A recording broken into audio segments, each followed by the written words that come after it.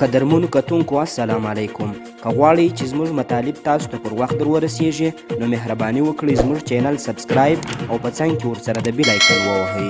وروسته تر هغه چې د افغانستان د ټاکنو خپلواک کمیسیون 130,613 کرنټین شوی رای د اعتبار وړ اعلان کړی، د ثبات او امپالنې ټاکنیز ټیم کاندید عبدالله د ټاکنو کمیسیون له یادې پرېکړې سره جدي مخالفت وښود او کوښښ یې وکړ ترڅو د انتخاباتو پایلې د ګواښ سره مخ کړي. او په افغانستان کې بیا د امریکا سفیر جان باس پر خپل ټویټر پاڼه لیکلي داسې هیڅ ثبوت نشته چې افغان ځواکونه د ټاکنو په ورځ یا له هغې وروسته د په ټاکنیزو فعالیتونو کې برخه اخیستې وي.